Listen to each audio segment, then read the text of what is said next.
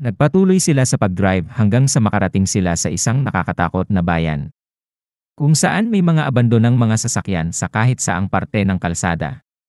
Kasalukuyang nililibing ng mga residente ang mga biktima nang mapansin nila ang paparating na V at tinitigan nila ito nang huminto ito para magtanong ng direksyon. Sinabi ni Boyd sa lahat na huwag magsabi ng kung ano sa mga ito. Bumaba si Jim para magtanong ng direksyon, pero iniwasan siya ng mga ito at hindi niya maintindihan kung bakit si Boyd lamang ang tanging nakipag-usap sa kanya. Sinabi ni Boyd na sundan niya lang ang daan at kalaunan ay mararating din niya ang highway. Naramdaman ni Jim na parang kakaiba ang mga taong nakatira sa bayan na yun, kaya naman nagmadali siyang umalis sa misteryosong bayan na yun. Sinunod niya ang payo ni Boyd na sundan ang kalsada, ngunit kalaunan ay napansin nilang parang bumalik ulit sila sa bayan na yon. Nalilito, huminto ulit si Jim para magtanong ng direksyon, ngunit nagsipag-alisan lang ang mga tao at hindi sila pinansin. Walang magawa, nagpatuloy ulit sila sa daan at sinabi ng kanyang asawa na baka mali ang kanilang nalikuan, kaya naman binagalan ni Jim ang patakbo at palinga-linga para siguraduhing tama ang daan na kanilang pupuntahan. Sa kanyang pag-drive, paulit-ulit lang silang bumabalik sa bayan na yon. Kaya naman bumalik ulit sila para tingnan ang mga bakas kung saan sila galing. Si Boyd naman ay parang may inaabangan at dahil malapit ng gumabi, inutusan ang kanyang depute na kunin ang kanilang mga gamit.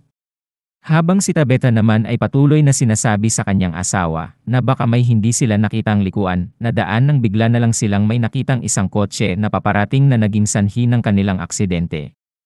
Nahulog ang kanilang RV at natumba ito. Nagising si Jim at nakitang natrap siya sa sanga ng puno at hindi makagalaw. Tinawag niya ang kanyang pamilya. At tanging anak na si Julie lang ang sumagot. Ang kotse naman na kanilang nakabanggaan ay mas mabuti ang kalagayan.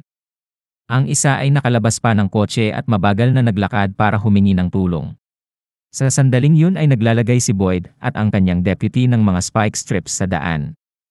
Ito ay ginagawa nila para pigilan ang bangungot ng mga out-of-town na sasakyan na walang tigil na umiikot sa kanilang bayan. Nang biglang makita nilang papalapit sa kanila ang sugatang driver. Napagtanto nilang nagkaroon ng aksidente, kaya naman pinadala ni Boyd si Kenny upang dalhin ang nasugatan sa klinik ng bayan habang siya ay tumakbo patungo sa lugar ng aksidente. Unang nakita niya ang nasirang sasakyan at natuklasan ang isa pang pasahero sa loob at napagtanto niyang high ito. Kaya naman pinusasan niya ang nasugatan sa kotse habang naghihintay ng backup. Pagkatapos ay pumunta siya sa RV upang tingnan ang kalagayan ng pamilya ni Jim at umakyat sa loob upang tulungan sila. Lumabas muna sa kabilang side dinala ni Kenny ang nasugatan sa klinik at saka nagmaneho para sunduin ang doktor. Habang naghahanda na magtungo sa lugar ng aksidente ay nakatagpo nila ang anak ni Boyd na si Ellis. Sinabi nila kay Ellis na ang kanyang ama ay nagliligtas ng mga tao sa kakahuyan at kailangan ng madaliang tulong. Noong una ay nag-atubili si Ellis na pumunta pero pinaalalahanan siya ni Kenny na dumidilim na kaya dali-dali siyang sumakay sa pickup truck at mabilis na dumating ang grupo.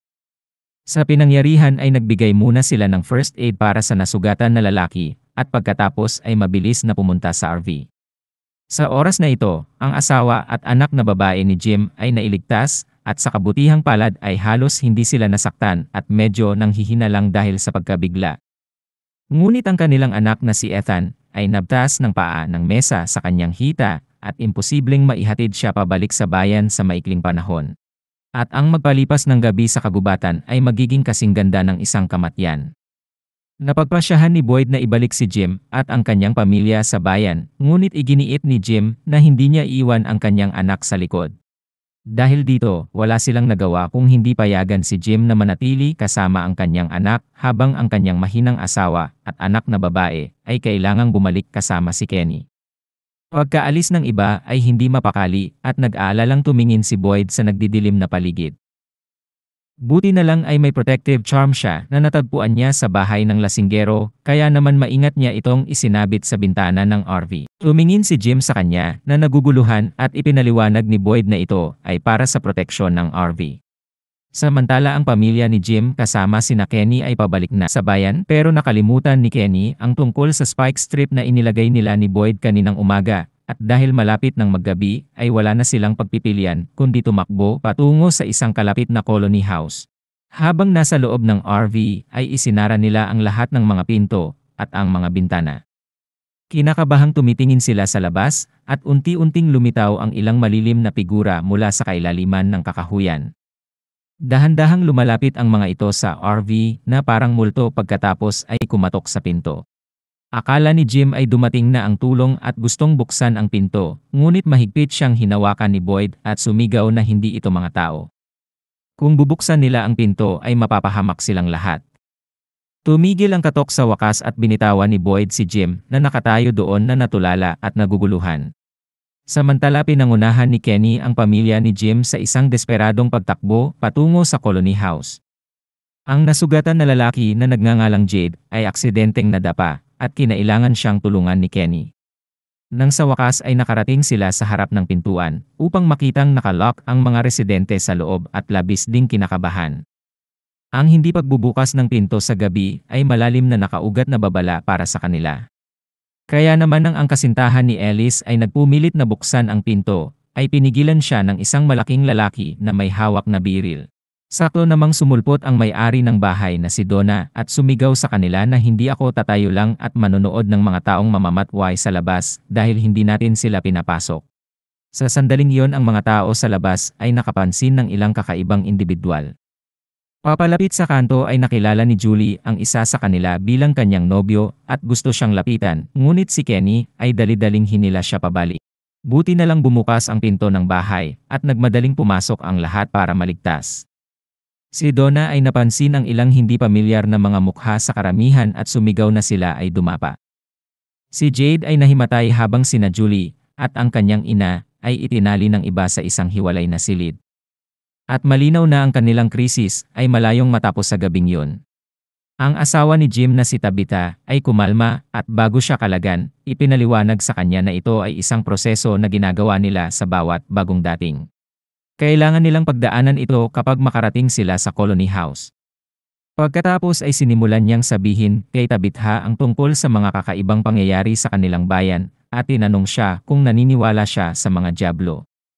Samantala sa loob ng RV, si Jim ay curious din kung ano ang mga bagay na yon sa labas at bagamat hindi na sila kumakatok sa pinto, ay halatang nagtatago pa rin sila sa malapit.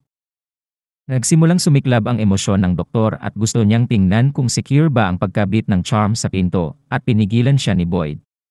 Binalaan niya ang doktor na huwag magpapaloko at huwag gagawa ng ikapapahamak nila. Pinayuhan siya ni Boyd na ituon ang lahat ng kanyang lakas sa bata at baliwalain ang lahat.